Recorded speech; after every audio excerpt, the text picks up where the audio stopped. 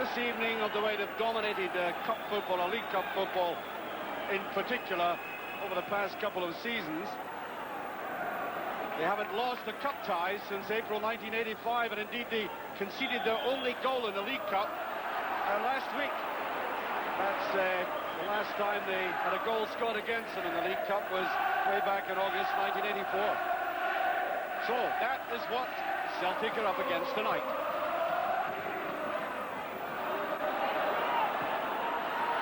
Johnston almost in, and no matter what kind of game Celtic are going through, they have up in front the threat of McClare and Johnston all the time, and they can score goals out of nothing, and Aberdeen know that. Weir.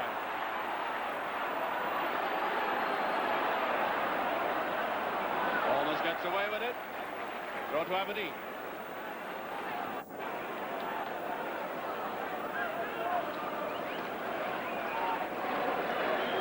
Miller.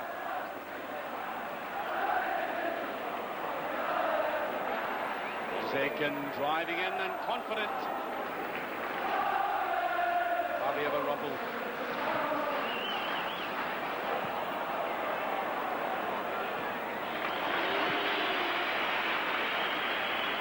Just to remind you, if we are level at 90 minutes, we're into extra time.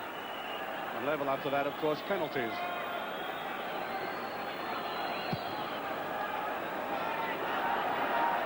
Looks to me as though Celtic are going to make another substitution shortly. That.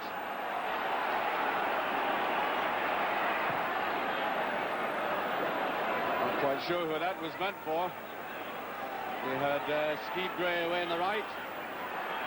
And Owen Archdeacon is coming on. And a defender goes off. It's White who has gone off. Now, if Celtic's worst enemies had written a script for this game, I don't think they could have come up with a plot like this. Two of the principal defenders have gone.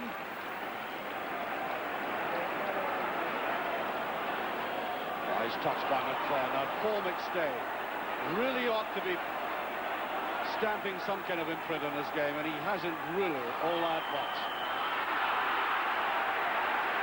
Free kick for Celtic.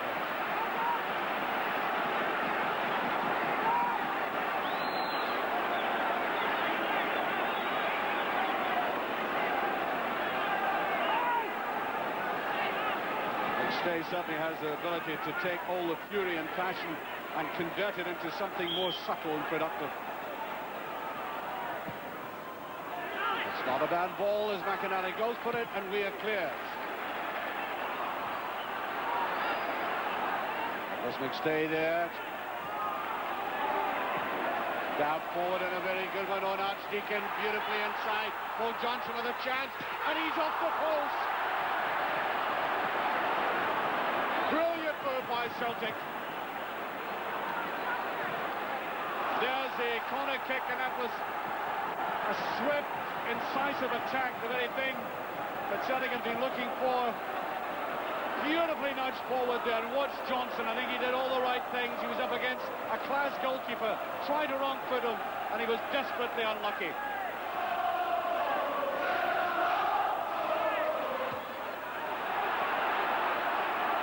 And Aberdeen once again know they're in a match.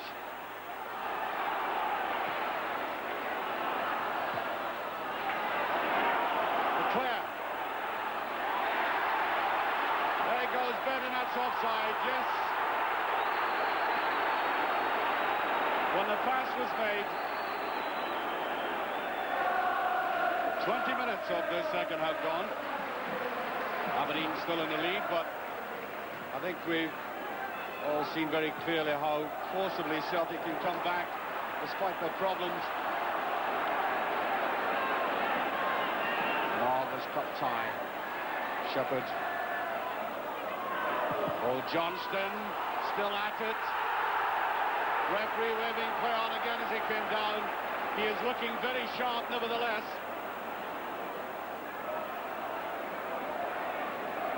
Miller did that very well. But the referee rightly waving on play, wanting to let it flow.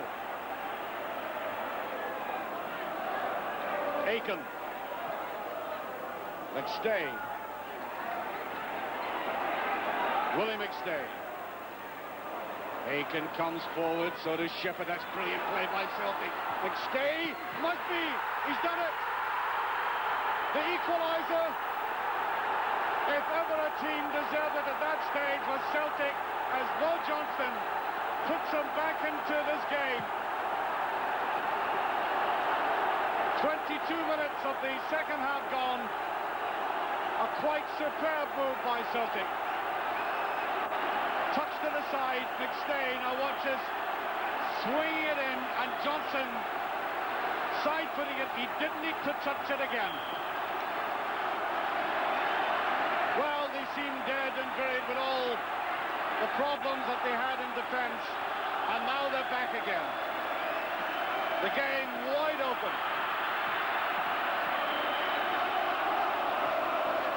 I think a word in the clouds here this time.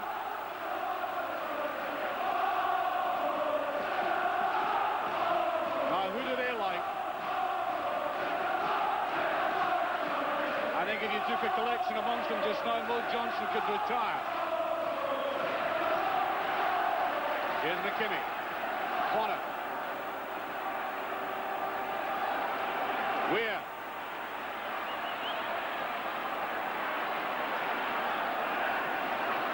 Corner.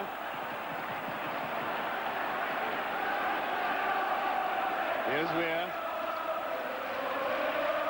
McKinney. Up goes Stark. Celtic defence intact. Mitchell. Mitchell with a shot, brilliantly saved.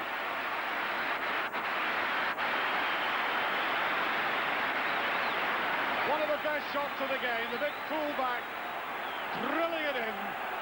And look at that, Irish fingertip saving the day.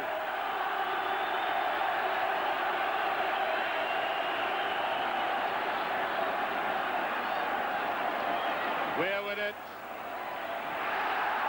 No challenge on the Celtic goalkeeper, and now look at this. Good break by Celtic. 4 against 3, in fact. Johnston. Goes to the outside, he's looking very sharp. Goal kick. Rightly so.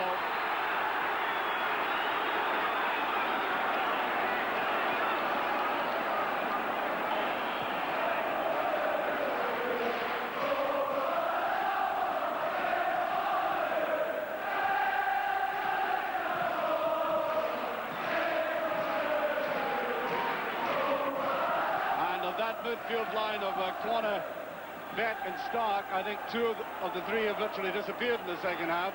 We've seen Jim Bet occasionally. Now Johnston. Oh, easily beats McLeish. He's a dead, in fact. Oh, and Archdeacon was there. Away goes Stark.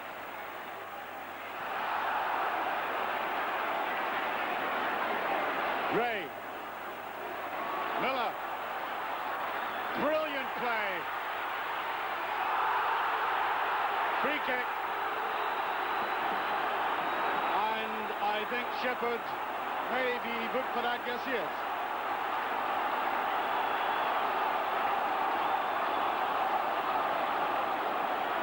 A booking for Shepherd, a free kick for Aberdeen for this tackle.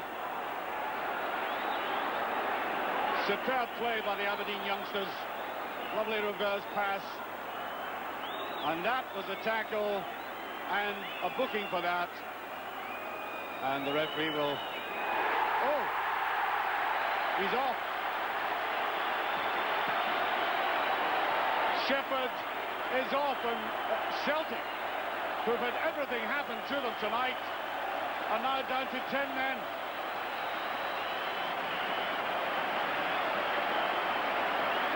Shepherd is off.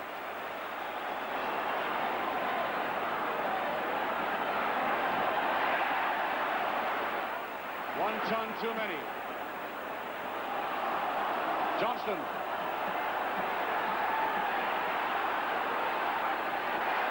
Run by McInally.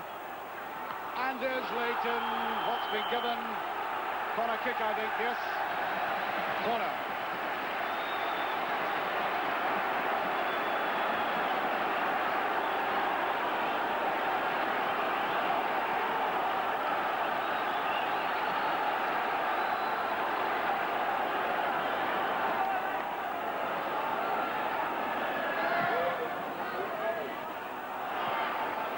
goes.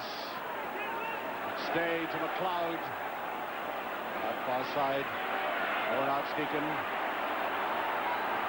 Aiken had come forward. A good run by Owen Archdeacon. And free kick, I think, to Celtic. They take great credit for the way they have refused to buckle under the circumstances they've had to face. The 10 remaining players still fighting hard.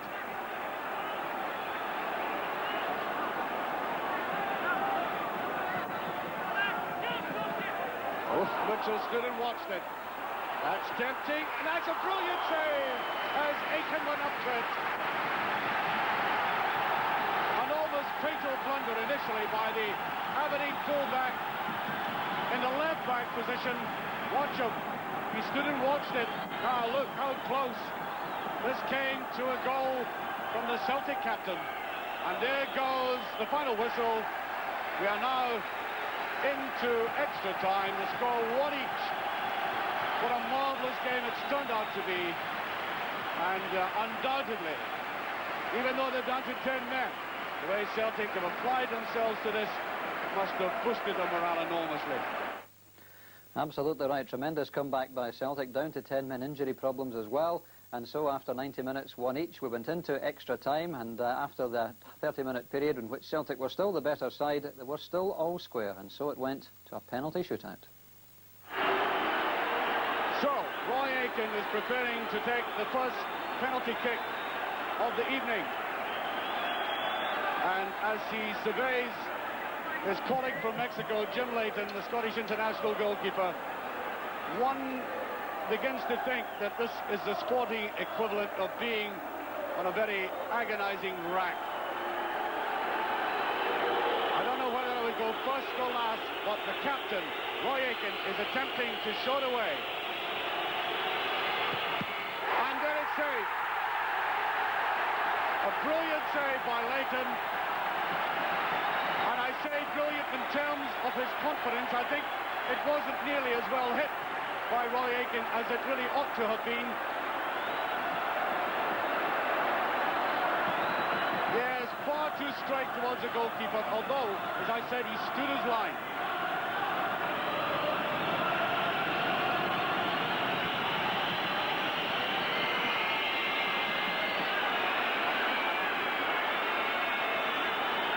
The first Aberdeen penalty, Jim Bett.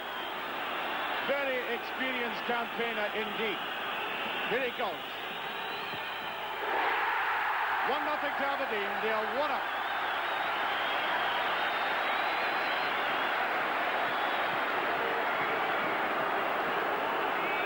Sweeping it in. Even the goalkeeper guessed the right direction. Now, Mo Johnson. 1 each and scores. 2-1 in terms of penalties. Mo Johnson made it look ridiculously simple.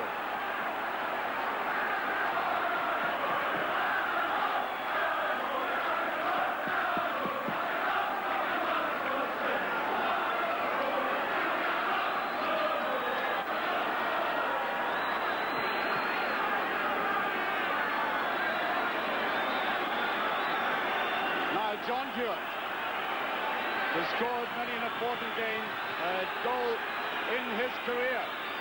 The second Aberdeen penalty. He's missed it. Bonner right behind it. So, 2 penalties apiece, and the score is 1 each. The fine save, again by Bonner, not as well hit. Very much slightly higher than Aiken's penalty, but again, too near the goalkeeper.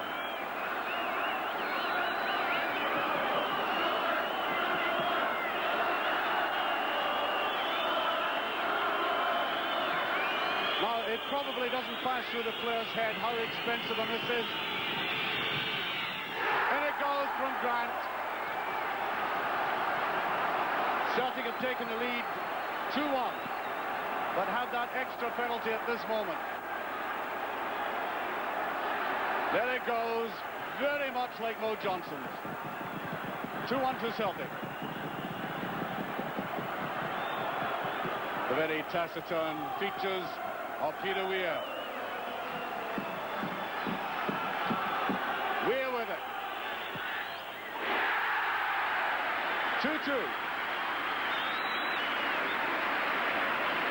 Exactly the same number of penalties. One missed each. It's 2-2 from that lovely left-footed drift by Weir.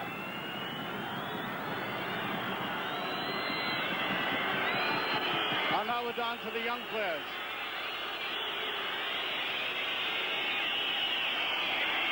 Imagine having to replace it in a situation like this. Owen Archdeacon. Totally wrong-footed, a goalkeeper. 3-2 for Celtic. And now Willie Miller, the Aberdeen captain.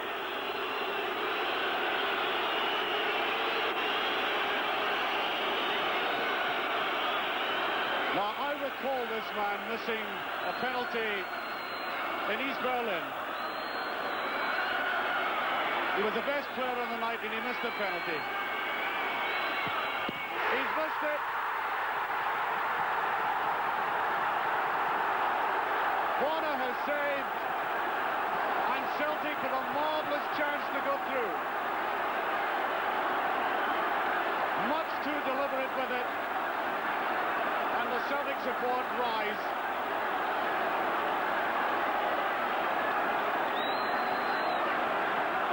Brian McClare to put Celtic into the Skull Cup semi-final.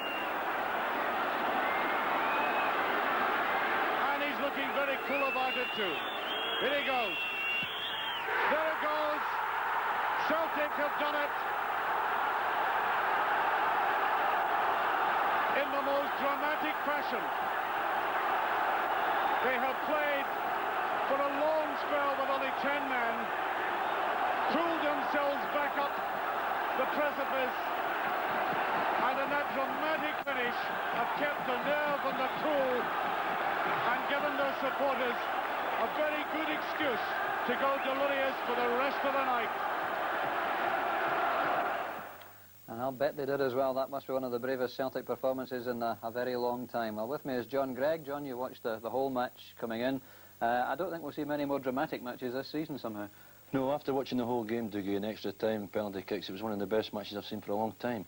And if there's one thing certain tonight, after displaying Sunday against Rangers, Celtic certainly brought back their self-respect, especially from their fans, because apart from the first 35 minutes tonight, the rest of the game in the extra time period, they fought magnificently. And when you look back and see what they had to go through, they lost McGuigan midway through the first half injured.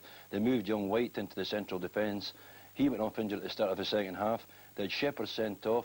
They played for a long spell with 10 men, and they took the game to Aberdeen right from 10 minutes before half-time, and thoroughly deserved at the end of the day to go into extra time. And although the penalty kicks is not a good way to finish a match, they'll be their heroes tonight as far as the Celtic fans are concerned. Justice done, and the fans, I think, almost worth that extra man. Well, this is the thing about the Rangers fans and the Celtic fans. We saw it again tonight, where the Celtic fans just got a grip of their team. They urged them on, they made the players play that a little bit harder. In contrast, the Aberdeen supporters were so quiet. They've been criticised for that before, of course, the Dons fans. They turn up in numbers, but they don't make the row that Rangers and Celtic fans make somehow. Well, I don't know if it's the West of Scotland situation, but certainly the Celtic fans made themselves heard tonight. Their support for their team is absolutely fantastic. Sorry for Willie Miller, obviously, because he missed a vital penalty, but by that stage, perhaps the damage had been done, and Fergie, I think, will be looking back from the Aberdeen point of view at what had gone before it ever got to penalty. A rather dramatic evening will be taken by the Motherwell captain, Tom Boyd, the youngest captain in the Premier Division. It is both an agonising and exciting moment. There's so much at stake for these players in penalty finishes now. So much money in particular. The Skull Cup final beckons. Boyd to take it. 1-0 Motherwell.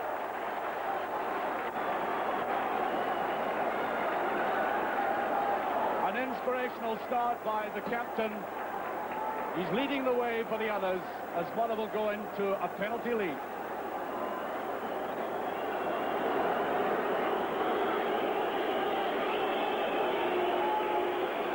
for Celtic, Brian McClair. And this is interesting. He looked very bad in the latter stages of the game as Brian McClair makes it 1-1.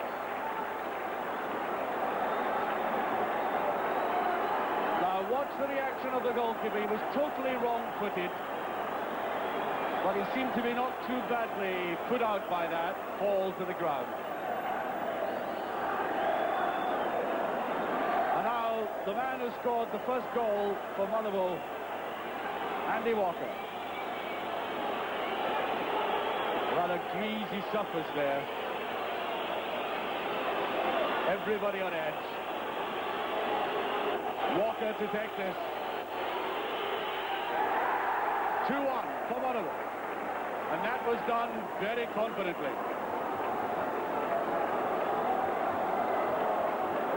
I wouldn't swap his boots for anything, but look at that. Totally nervous.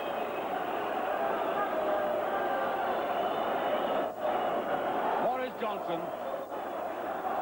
usually very good at this.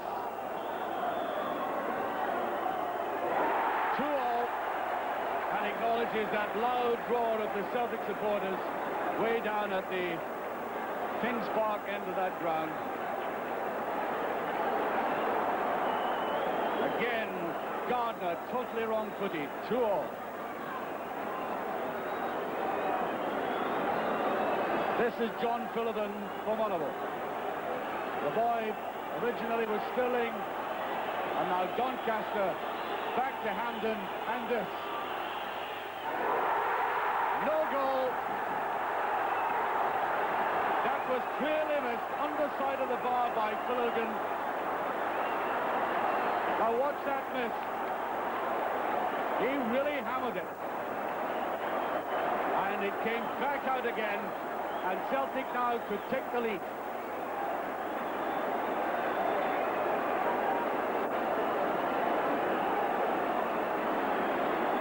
Derek White. 3-2 for Celtic. And all they need to do now is keep that lead.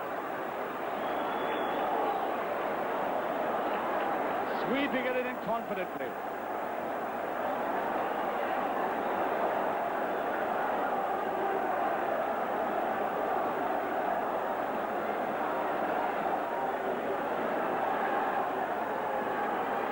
Brian Wright.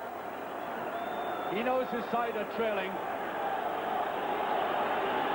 He's really got to put this one away. It's in. A little sporting gesture to the Celtic supporters, you might say. That's 3-3, but of course Celtic had that advantage. A very good effort indeed by Bonner. I think the skid beat him.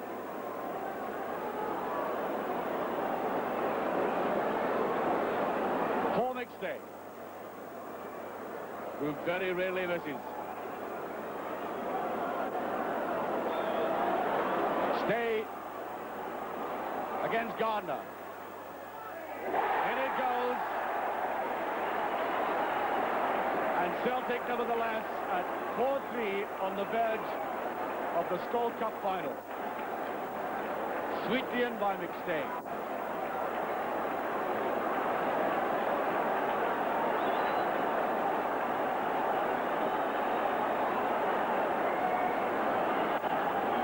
For Motherwell, Steedke. And it goes. We're now 4-0. And Tommy Burns could put Celtic in the Skull Cup final with this one kick. That brought the scores level.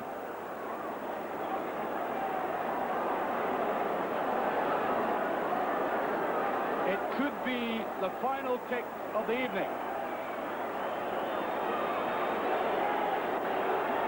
Means a lot to Celtic and to Tommy Burns. There it is. And for the second tie in succession, Celtic have gone through on penalty deciders, to the great delight of the fans and the players. And And so Celtic go forward to the Skoll Cup final on the 26th of October, which we are delighted to see.